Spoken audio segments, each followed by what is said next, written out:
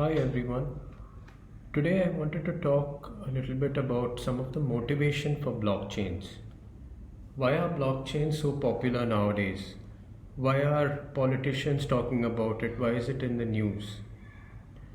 So, there are a couple of reasons why blockchains are very popular. And one is that they allow us to build trust in various applications. So this is one of the big contributions. And the second is that they allow these applications to run with decentralization.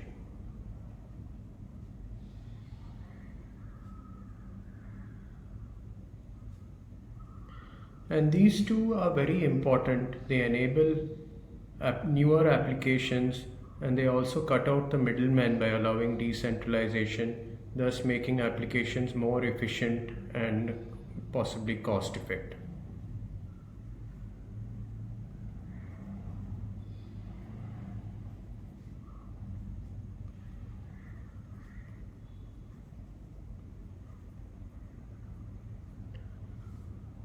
Okay, so let's take a look at a few examples of this. So let's say that you have two people, let's say Alice and Bob. And let's say that Alice is an employer.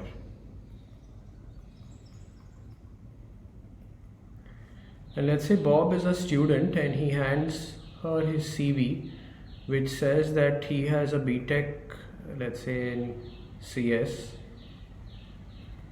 from IIT Bombay in the year 2005. Okay. So here's an application and he's given her the CV. So she has a doubt whether this is true information or not, and it's very important for her to know that it is correct. So how does she verify this? Okay, so you might want to think for a moment how this might be done in practice. So the usual solution is for Bob to give her a physical certificate.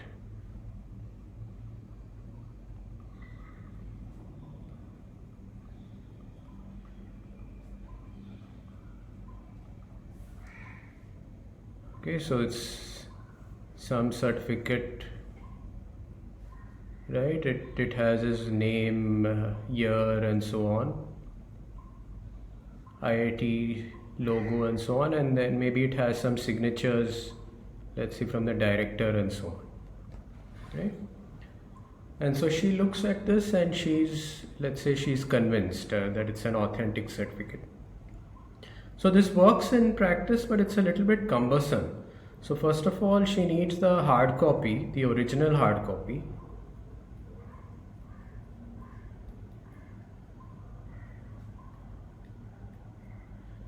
Okay, so that's one issue.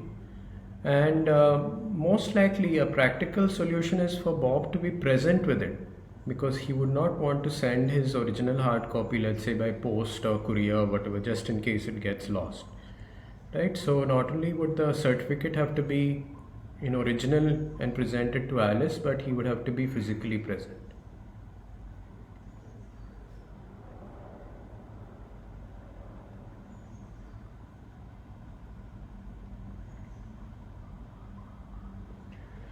So the question that I want to ask is, can we come with a digital or online solution for this?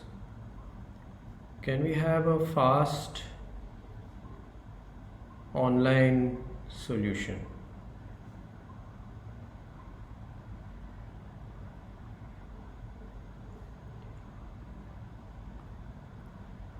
So let's think about it for a moment.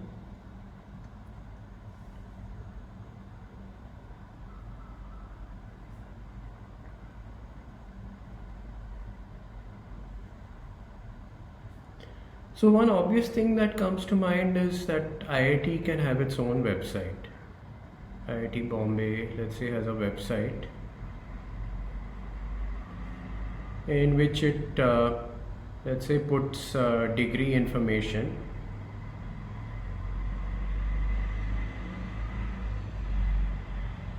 right? And there are various years listed here, right? Let's say what 2001 onwards, 2005, all the way up to let's say 2020, right? Oh. So this is what is there on their website. So Alice clicks on this because that's the year that Bob claims to have graduated from IIT.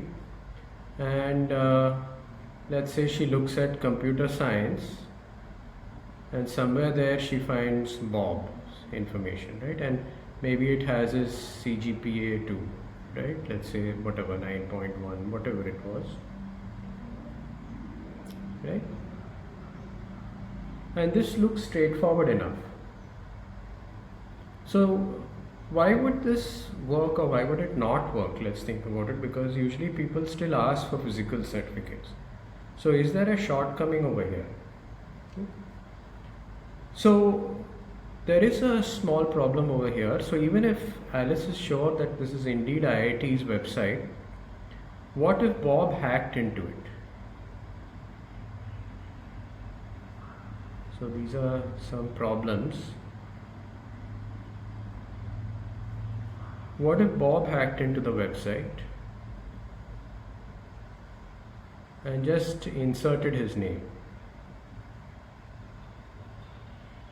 Right, so this was an easy way to get an IIT degree. Just hack into the website and put your name over there, right, and fool the employers. So this is a serious problem, and this of course is not there in the physical case where you have a physical degree, because assuming that of course it's hard to forge an IIT degree certificate. So even if Bob doesn't have the hacking skills, maybe he has the money to get a change on the website. Suppose he bribes a malicious person who is inside the IIT system.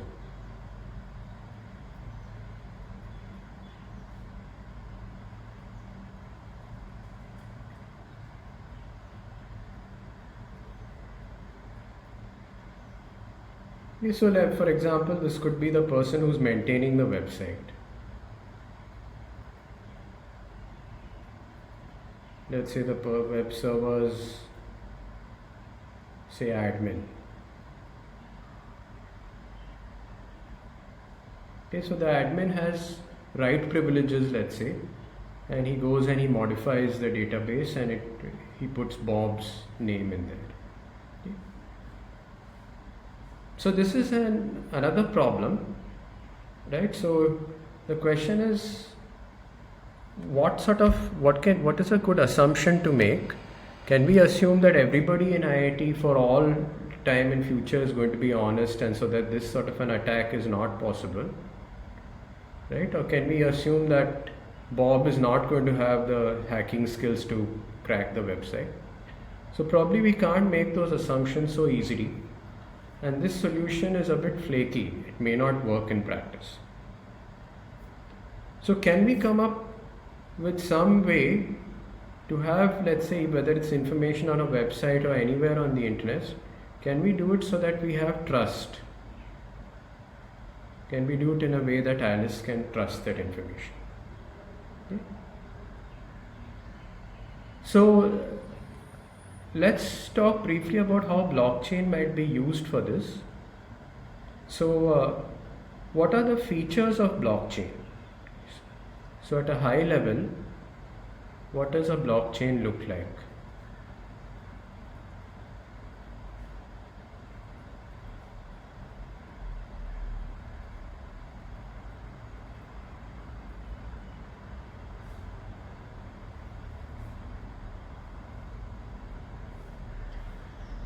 So blockchain is essentially a tamper-proof data structure.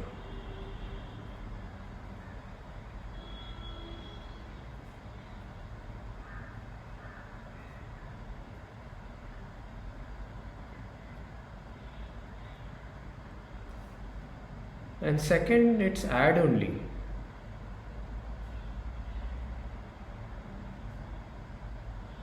So data can never be removed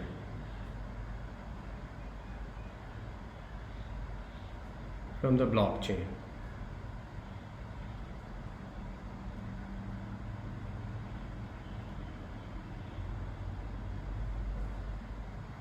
Okay, and it's these two features which help give us some amount of trust. Okay. So we won't go into the fine details of how exactly blockchains work and so on. That will be topics of other lectures. But at a high level, let's see what a blockchain is. So a blockchain starts with something called a Genesis block.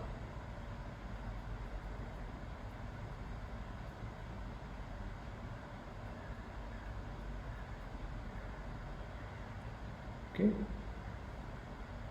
And as time goes by, more and more of these blocks keep getting added. So block is just some information, it's just a bit string.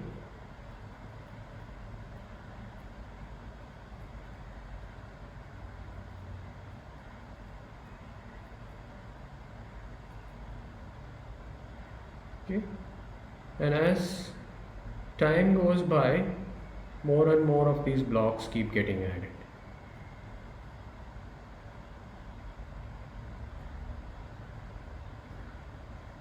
Okay. So let's say that we are at year, let's say this was 2019. Okay. And let's say IIT put in information in each of these blocks corresponding to its degrees. So let's say every year it added one block. Right? This corresponded, let's say, to 2000. Let's say 2005. Let's say this was 2004, and so on. Okay. And several blocks were added, one every year, and this is the block for 2009. So this block, which is just a bit string, has information of all the degrees of students in 2005.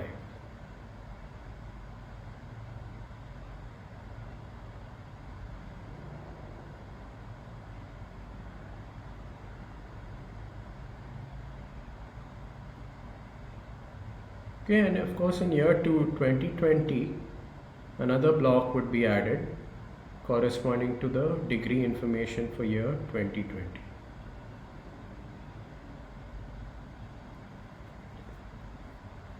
So remember that this is a blockchain, so it is tamper proof. Nothing here can be modified at all.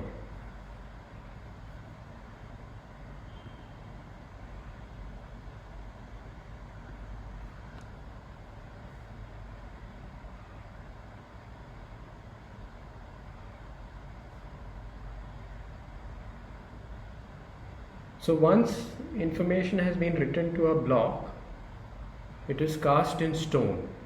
It cannot be changed even by the website administrator or even by the new director of IIT. Right? So once it's there, it's there. Okay. So let's say that the information on the website is in the form of a blockchain like this. Right? So no information can be removed, but we can always add information at the end in the form of a new block. So this structure looks something like a chain, which is why it's called blockchain. So how exactly it becomes tamper proof and so on, we'll discuss in future lectures, but for the timing, let's just assume that these two qualities are there. The blockchain is tamper proof and it's add only. You can add information at the end of the blockchain in the form of a new block. So let's say that Alice has come to the IIT website. Let's just change the color back to blue. So the IIT website has the information stored as a blockchain.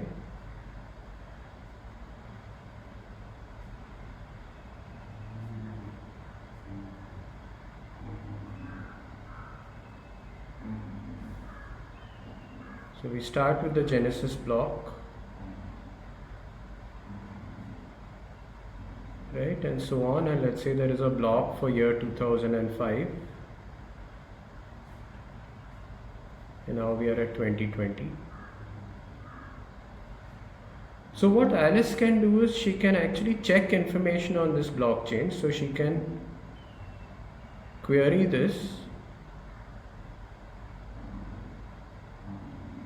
Okay, so how exactly she would look up information and so on, we'll look at in future lectures, but let's assume that there's an efficient way to do this. So she quickly looks up this particular block, and she finds that indeed in this block, so if we zoom into this, let's say that there was computer science and here there was Bob's information, right?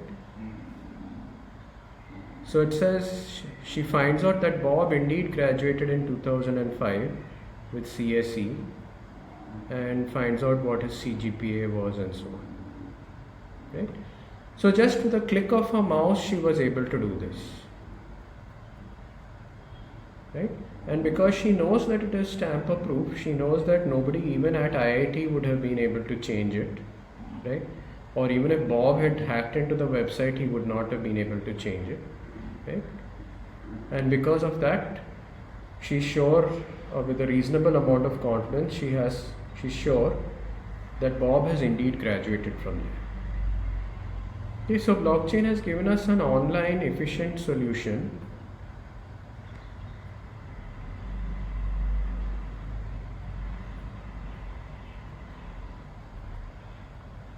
for this particular problem.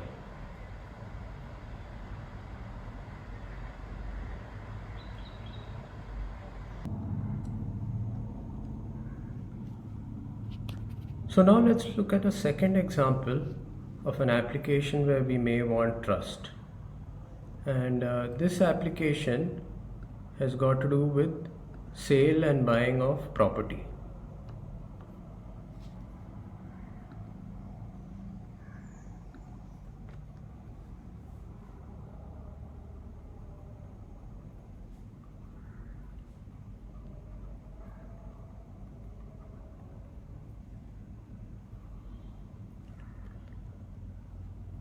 So let's say Alice has property, at least she claims to have 1 acre property in a posh area of South Mumbai called Kolaba. And she wants to sell it, and Bob is a potential buyer. So Bob claims to be a wealthy buyer and he claims to have lots of money. Okay. Let's say that's the price decided, and he wants to buy this from Alice. Okay. So Bob has a doubt, how does he know that Alice actually owns the property? And how would this be solved in practice? And that is by Alice producing a physical document called a sale deed. So a sale deed is a document approved by the government on stamp paper.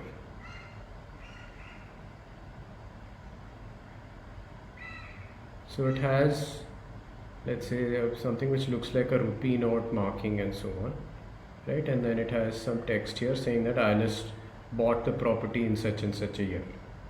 Okay, let's say she bought it in the year 2000.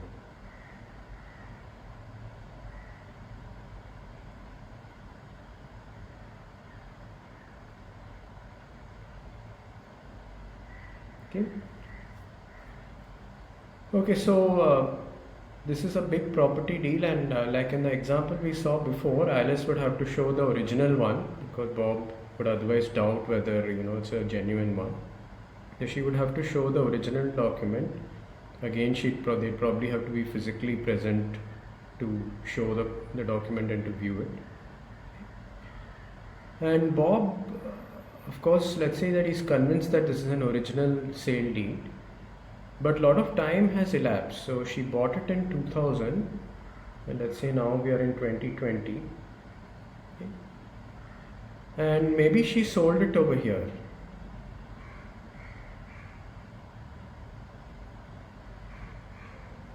Okay, so the sale deed was, is genuine, it was created over here in the year 2000, but maybe she sold the property somewhere in between, let's say 2005, 2006, who knows, to somebody else. Okay? And that's a big problem, because if Bob pays her 200 crores and let's say they create a new document to be registered with the government, and then the government says, sorry, the property has already been sold to somebody else, then Alice could run away with Bob's money, right? So this is a problem for Bob. So he wants to know that she genuinely currently owns the property. So what is the solution for this problem? So right now what happens in the market, of course, is that the two people just trust each other, right? To some extent there is trust built in, right? So let's say that the sale deed, Alice or Bob would trust Alice, and of course Alice also trusts Bob that the check he gives her for 2000 crore or 200 crores is actually going to get encashed, it won't be bounced. Okay? So, but can there be an online solution which can already give us some amount of trust in order to make this application go through smoothly?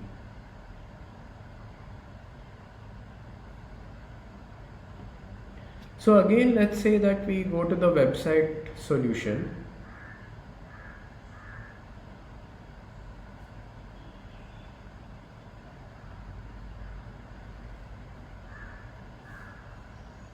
So let us say that the government of Maharashtra, let's say,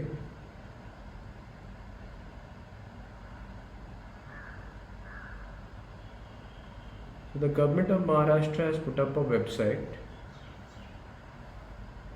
where they have all the sale deed information for the different years, right? Let's say 1995, whatever, right, or 2000 and so on. Okay, so Bob comes and clicks on this, and he looks up over here, and so let's say they are not physically present to each other, and no physical sale deed has been shown to Bob. So Bob looks up that particular year, and Bob finds that indeed Alice has bought the property in that year. So Bob verifies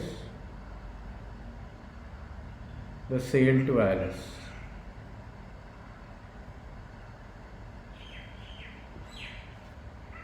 Okay, in the year 2000. And what he has to do is he has to ensure that she hasn't sold the property sometime after that. She indeed still owns it. So what he could do is he can write a script, or maybe the government provides some particular facility to do that. And he checks that Alice has not sold it after that.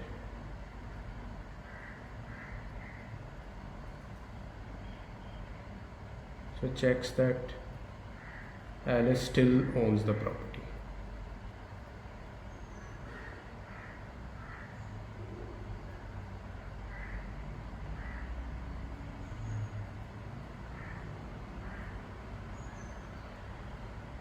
Okay, so this is one way to do it, but of course there's still the problem that we saw earlier. What if somebody had hacked into the website to change it? Or of course somebody was bribed to change the website. Okay. Now these are serious problems like we saw before, and although Bob has looked up the website and he's verified certain information that it's from the website, maybe the information there itself cannot be trusted. So what is the solution for this? Well, one solution is to use a blockchain. So very similar to what we saw before, there is a Genesis block, okay, which is the first block. It's sort of the standard information you put on over here, and blocks are added. Let's say one black block is added every year, This block was added in 2000. 2020 and so on. Right, so we said that this entire information is tamper proof.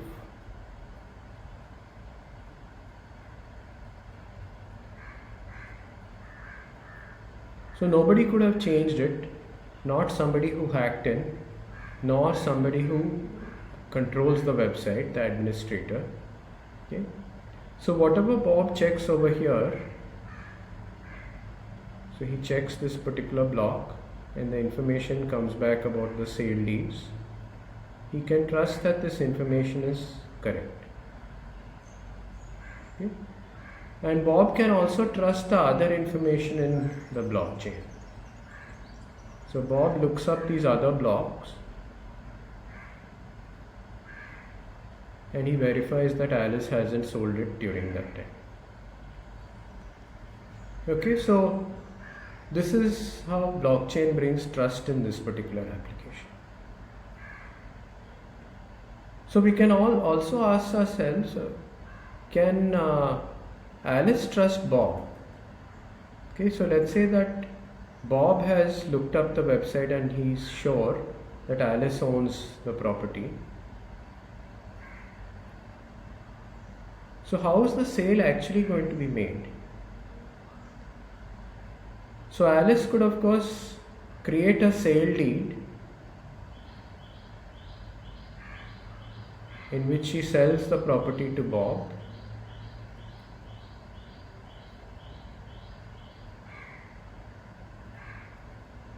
So the sale deed says sale from Alice to Bob.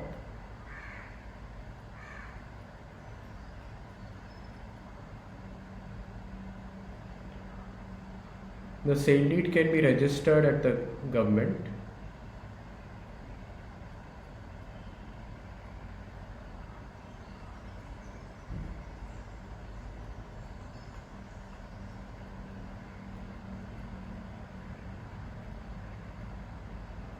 So now what does this mean in the blockchain solution? Well, it means that the sale deed information will go on to the next block whenever it comes out.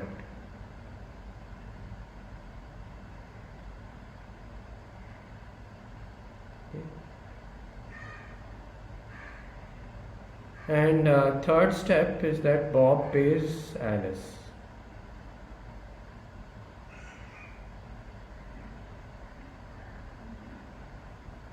So this solution is quite good for Bob. What he's done is he's verified the blockchain that Alice indeed has it and he's got the property from her. But it's not such a good solution for Alice. And you might want to think why. And the reason is, what if Bob runs away after step 2?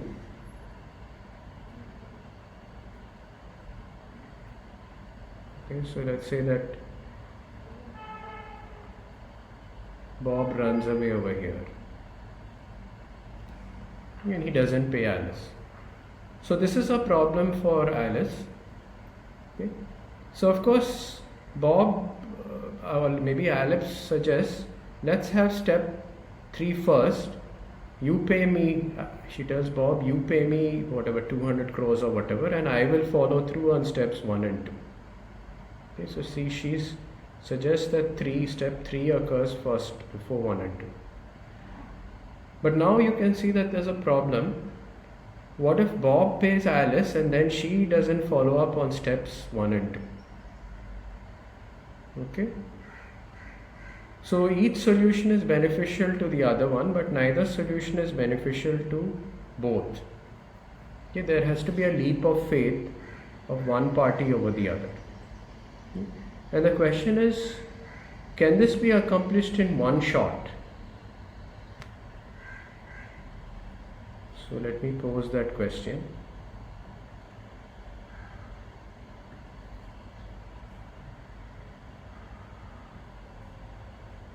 Can Alice and Bob do this, that Alice transfers the property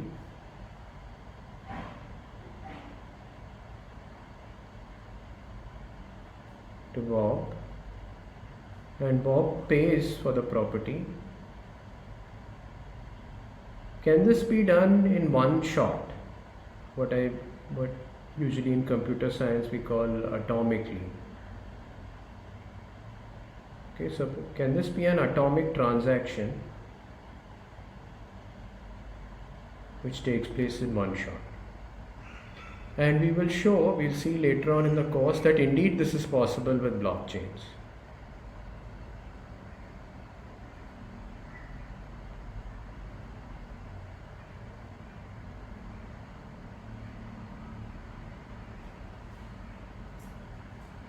So this is another reason why blockchains are so powerful, that you can have different people making transactions. The transactions can go both ways. It's not just money in one direction or property in the other direction. You can have both the property transfer and the money payment happening in one shot with one transaction which is put on the blockchain. So we've talked about two examples related to trust and blockchains. Let's talk about decentralization.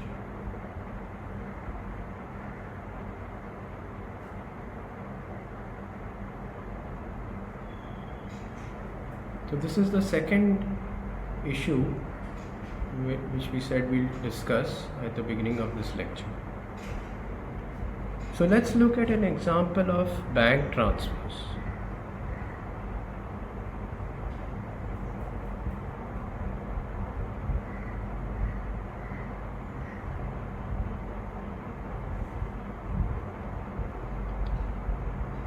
So let's say Alice has an account, let's say she has an account with the State Bank of India.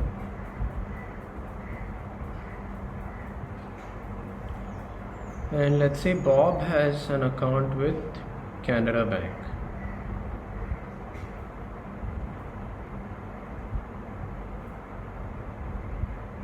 And of course Bob wants to transfer money to Alice, let's say for whatever reason. Okay. So how might this be done? So one example is let's say that there is an RTGS mechanism. There are certain protocols to be followed. And so Bob transfers the money using RTGS to Alice's account. Okay. So RTGS might be run by the Reserve Bank of India or one of its subsidiaries. Okay, and RTGS, usually the cost is not too much. I suppose it's developed into a more efficient system. Okay, but it does take some time. So there is some cost in making this transfer.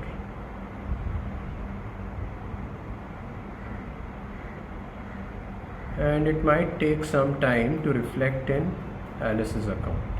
Okay, maybe it's an overnight transfer if it's a small enough amount, but if it's going into crores and crores of rupees, it might take longer. There may be lots more verification to be done for this to get through. Maybe a matter of days. So what if there is, let's say, Carol, another person, and she has an account, let's say somewhere in the US, in Chase Bank.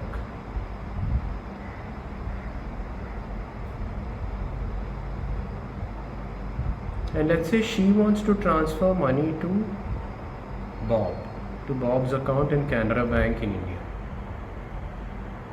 So how might she do this? She might use some international network for transfers. So it may go to some party X.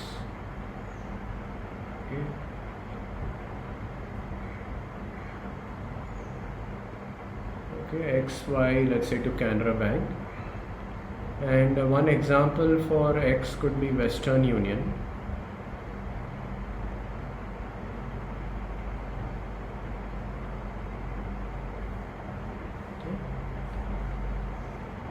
Okay, and so it goes through one or more different parties till it reaches the Canara Bank account of Bob.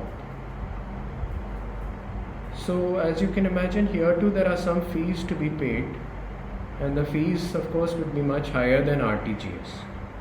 Depending, it may be a small percentage of the transfer, right? Maybe 1% or 2%, whatever it is, right? And this transfer may take some time. Okay, so could be days. Okay. So this is, let's say, some legacy system designed before the internet, right? And of course there are computer systems used here, but they're very old computer systems, not very efficient. The applications are not very efficient, right? And because you need high security over here, it's non-trivial to build these. And so let's say that the fees are also non-trivial. I mean, they cost a significant amount. Okay? So this is how it might be done today. Okay, so this is, I'm just talking about electronic transfers. And of course, if there are checks and other things involved, there may be other protocols to be followed in order for this to work properly. Okay. So can we come up with a system which reduces the fees and also can reduce the time for the transactions?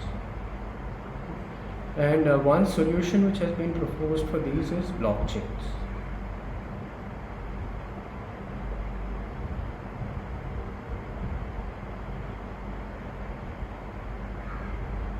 So as we saw earlier, blockchains give us some amount of trust because they are tamper-proof, and that's very important in financial transactions. When you make a transaction, you want to know that it's going to get through, that the other party is going to get the money. Okay, so both the sender and the receiver want to be sure that the transaction has got through. And that's why in financial transactions, or in general in financial technologies, blockchains are very, very popular and important. But let's look at a solution of how to get rid of these middlemen. So I'm going to call X, Y, Z and so on. These are the middlemen.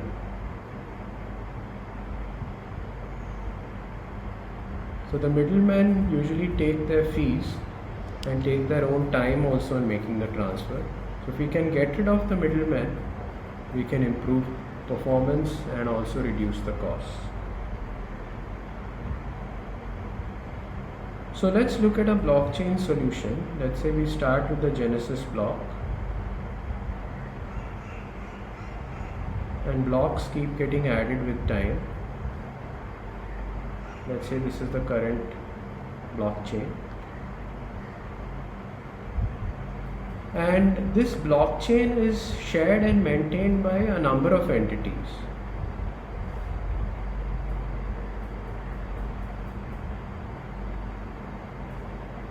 So it's shared and maintained not by a single entity like in the examples we saw earlier. Okay, so there we had, for example, the government maintaining the blockchain, or IIT maintaining the blockchain for the degree certificate situation. So here there is a single blockchain which is maintained by multiple parties.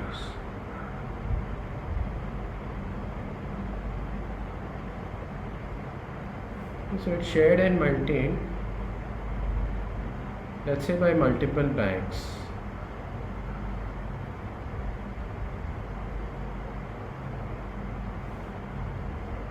And this is what I mean by decentralization.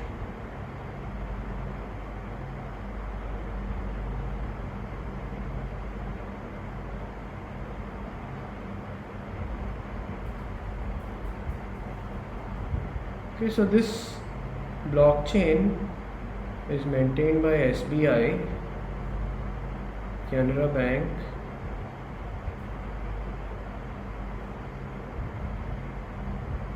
whatever ICICI, let's say, whatever banks you have, and it could be maintained by foreign banks too.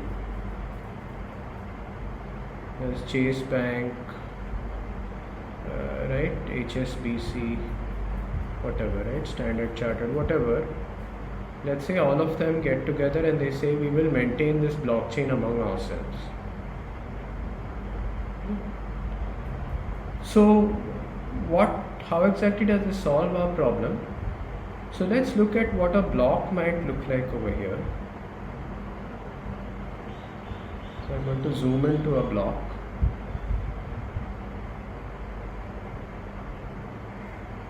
And this block contains records, which I'm going to call transactions.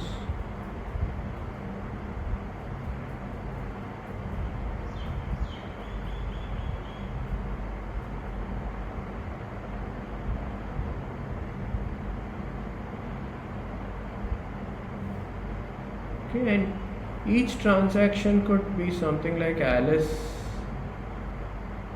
pays Bob, right, certain amount money. So Alice's account is, let's say, in Canara Bank, Bob's account might be in HSBC, right? Okay, so there's some amounts which get paid like that. Let's say each of these is a bank transaction which has the account number of the sender and the receiver and the amount transferred, right? So in this particular example, let's say that Alice has paid from, let's say, from SBI all the way to Bob, who's over here.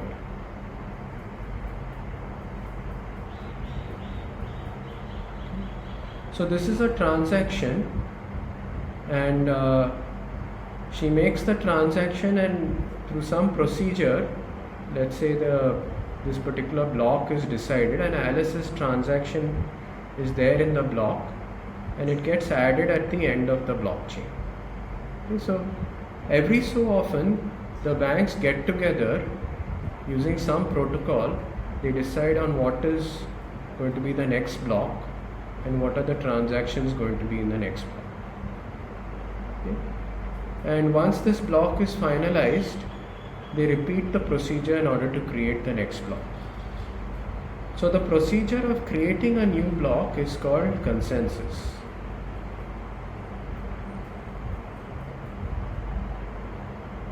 Let's say the procedure of creating, and let's say finalizing the next block. So finalizing is that, I mean that all have to agree on a block, and this is called consensus.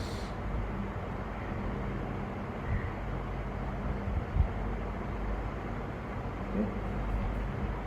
So let's look at this in maybe a little bit more detail. So you have the Genesis block.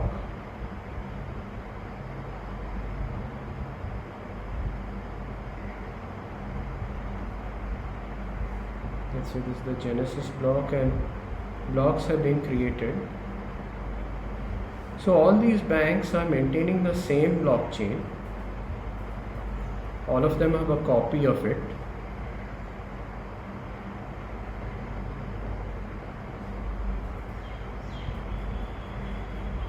So each has a local copy,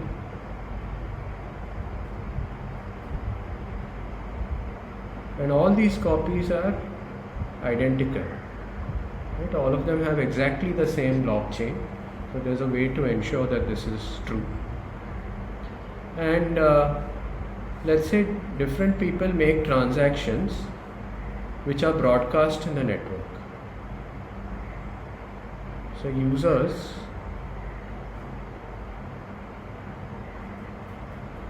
such as Alice create transactions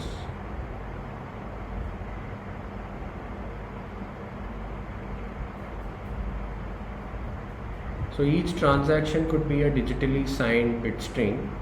Okay, for example, Alice could use her digital, maybe her public or a private key in order to sign a particular bit string to create the transaction. So we'll be talking about public private key pairs and so on later on. Okay.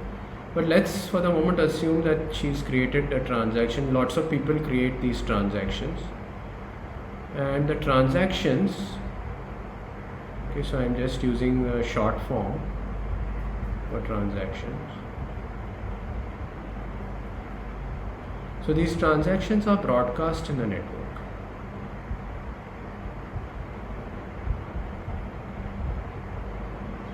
Okay. So everybody gets, let's say, a copy potentially, and now, so all let's say all banks in a case, but of course you can have a different protocol where maybe not everybody gets all transactions, but let's for the moment assume that all banks get all transactions because of the broadcasting.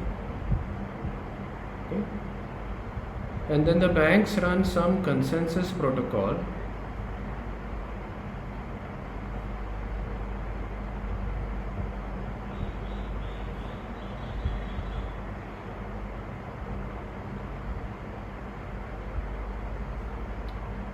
to decide on the next block.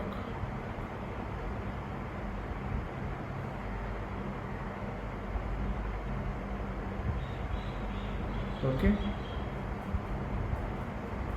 So let's say we are at this point in time, Alice broadcasts a transaction, right? Consensus takes place.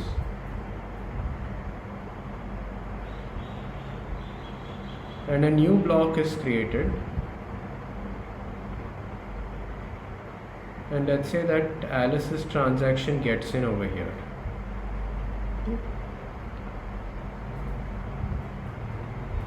So once this block has been created and consensus has been achieved, it is there in the blockchain forever. We said it cannot be removed in its tamper proof. Okay, so once the Alice's transaction gets into the blockchain, she can be sure that it is final, it's irrevocable, and let's say she has paid Bob. Bob can be sure that the money is actually his.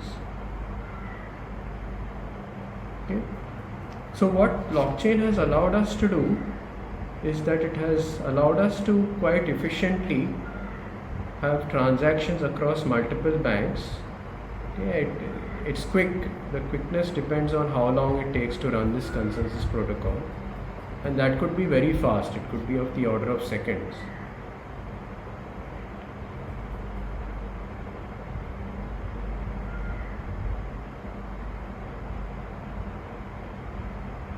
So it is fast, the transaction has been executed very quickly, and also it has got rid of the middleman.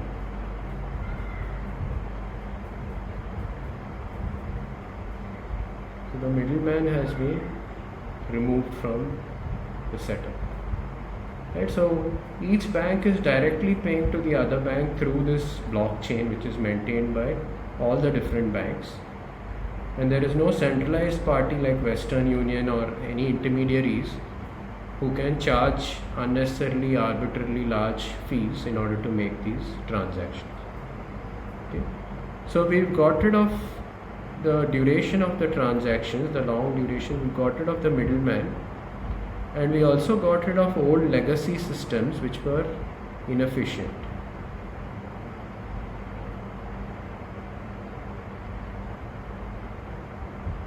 Okay. And this is one of the reasons why blockchain has been pushed very hard for fintech.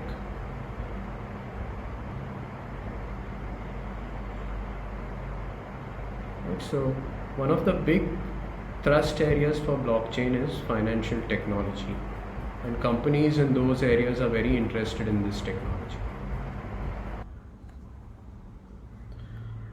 So to summarize what we have looked at till now, we've looked at 3 different applications which could use blockchain. The first was CV verification. The second was a land sale.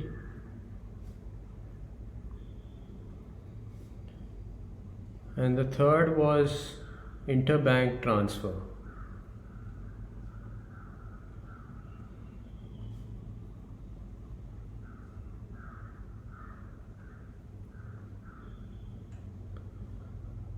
So these two were particularly related to the issue of trust, where blockchain gave us trust. and I should say this one was blockchains were particularly useful because they gave us both trust and decentralization.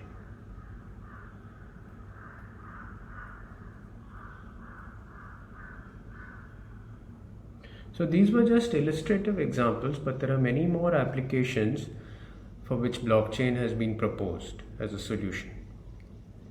So some of these are listed over here in this slide. So of course there is e-governance, and we've already discussed about land records, but various people in the government have proposed that even health records can be put on a blockchain. Transportation data can be put there.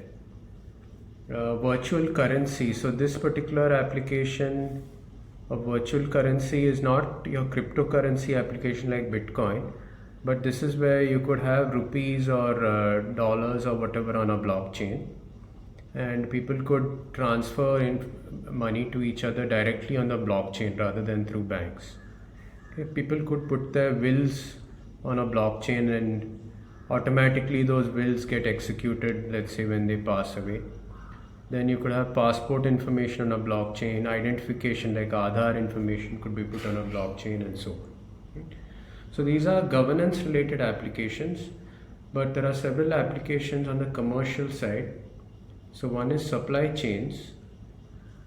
So what is a supply chain? Well, a supply chain is when you make a product, usually that is itself made of many other products, right? So you prepare one product, whether let's say it's a television or whatever, but you have to source the parts from many different other suppliers, and those other parts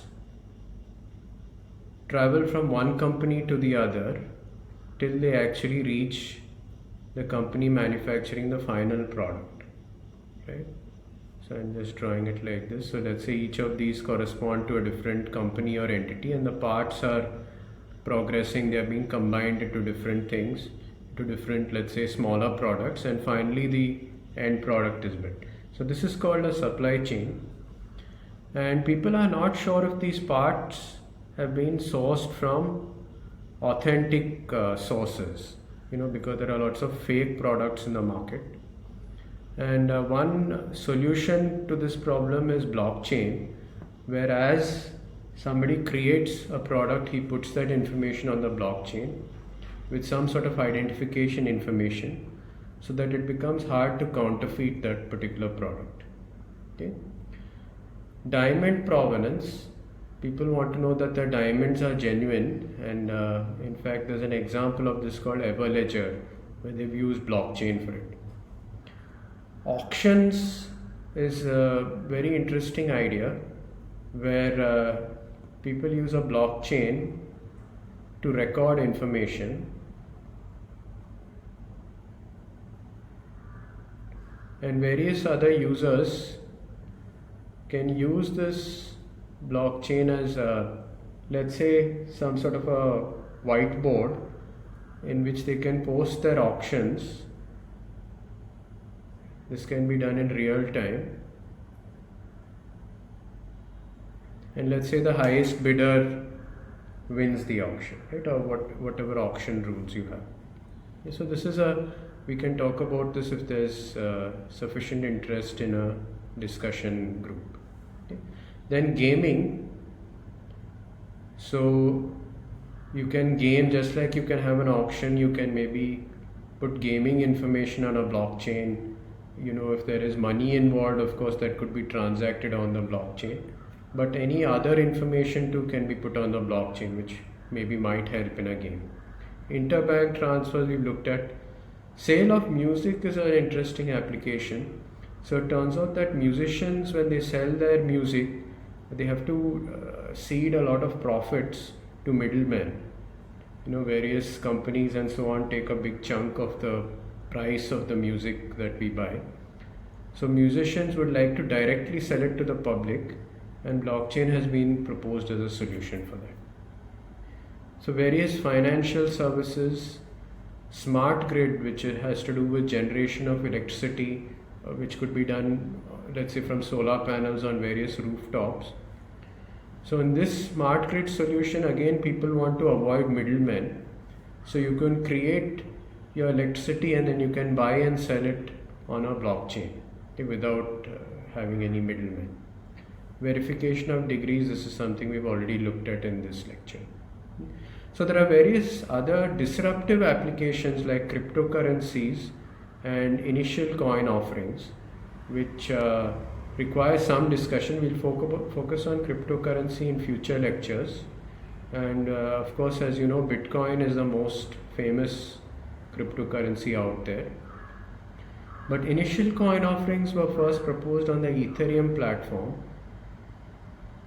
And instead of having shares on a share market which you sell to people, people came up with their own sort of cryptocurrency tokens which they could sell on the Ethereum platform. Okay, so blockchain is a very exciting area with lots of newer and newer applications being proposed every day. And we will discuss more about these in the future lectures.